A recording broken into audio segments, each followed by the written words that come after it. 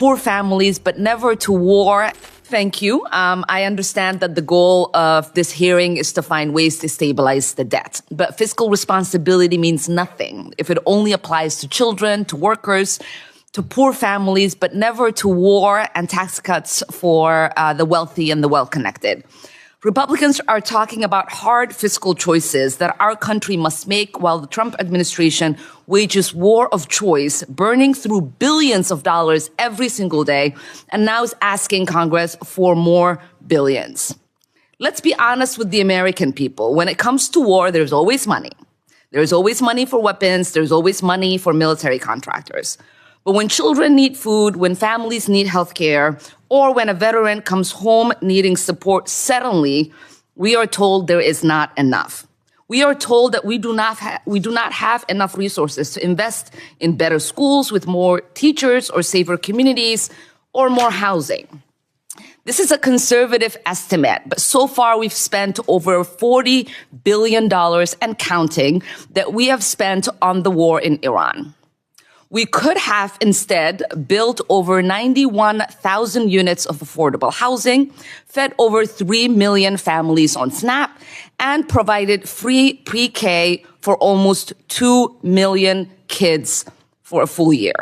Instead, Republicans seem prepared to pay more for military spending, rewarding warmongering and reckless administration for starting conflicts across the globe.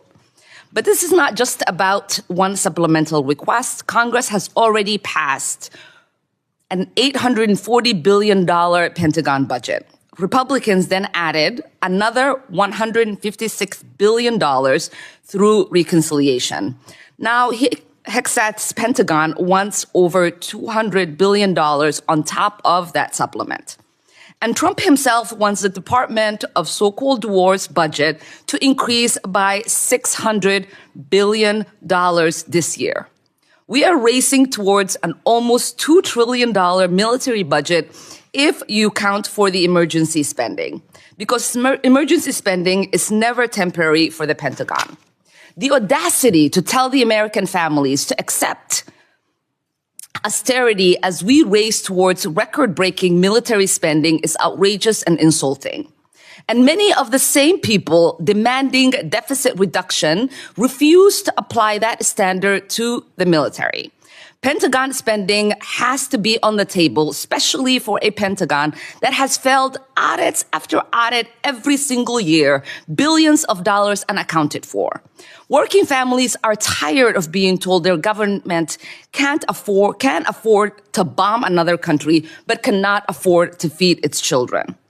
I am tired too. I've lived through war. I know it is not a game. It is never one-time cost. It cannot be reduced to a soundbite by politicians who have no regard for the cost of human life when it comes to warfare.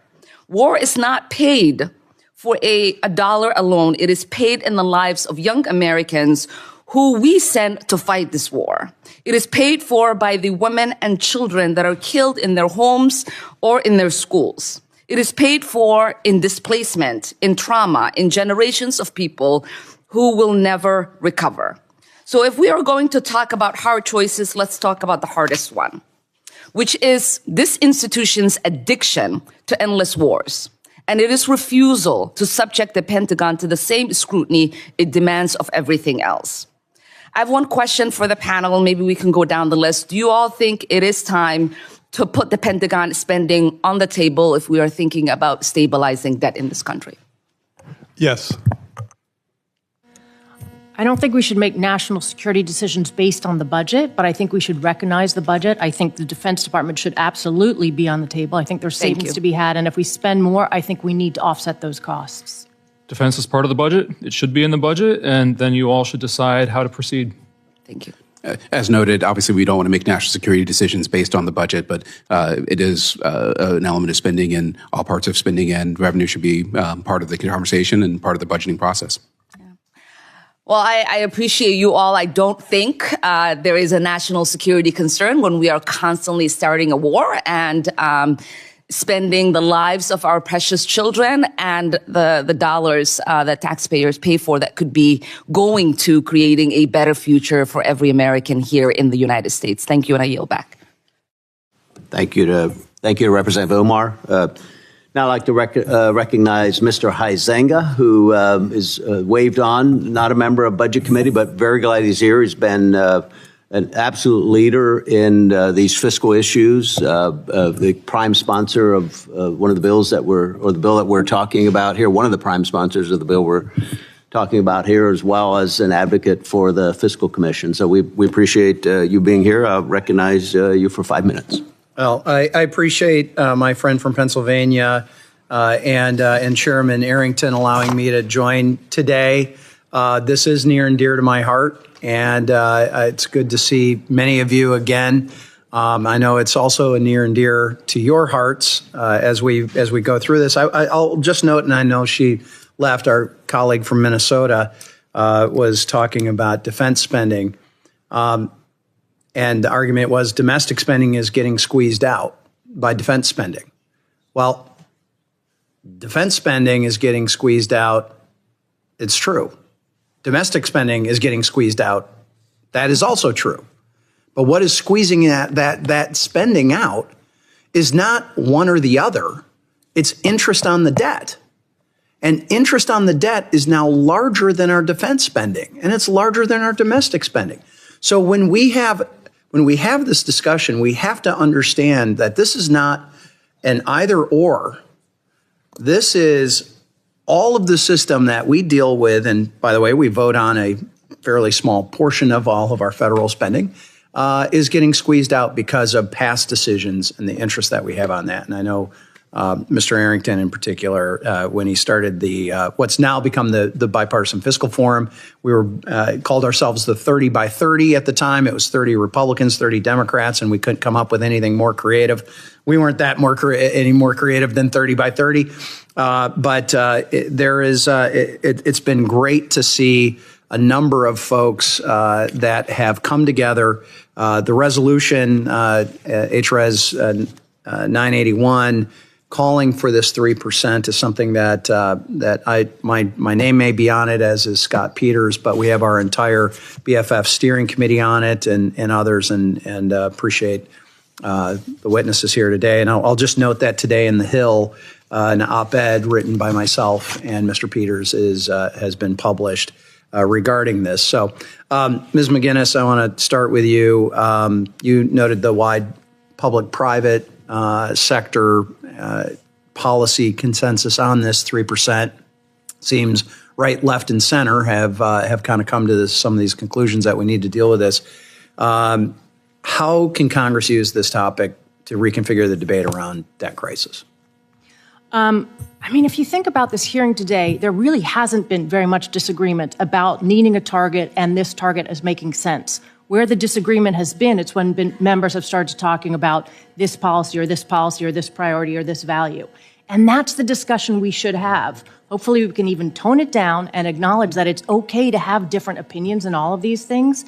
But if you all are forced to kind of put forward priorities that meet one single target and then look at the trade-offs, which is what budgeting is about, I think we start to have the real discussion about how we craft our budgets going forward.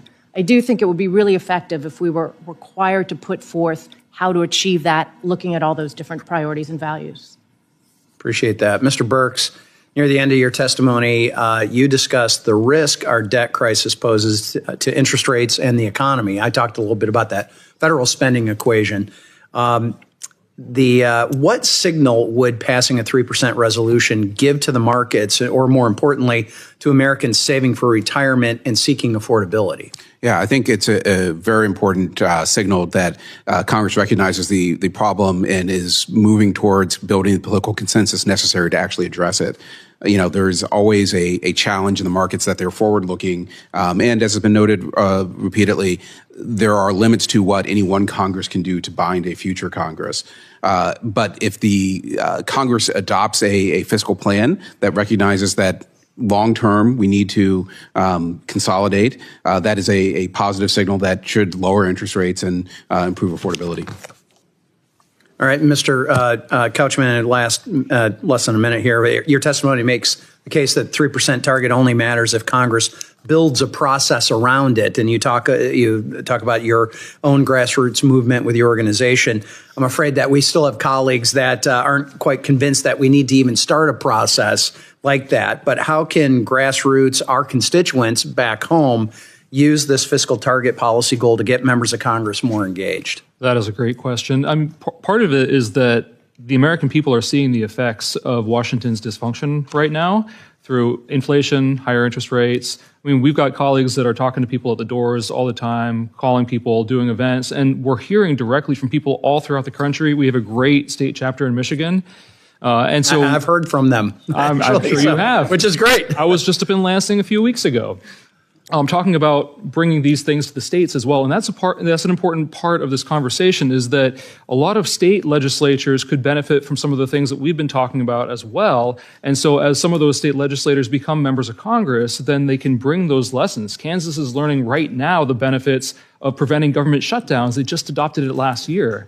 And so we're spreading the news all throughout the country about better ways of doing these things and making legislators more effective.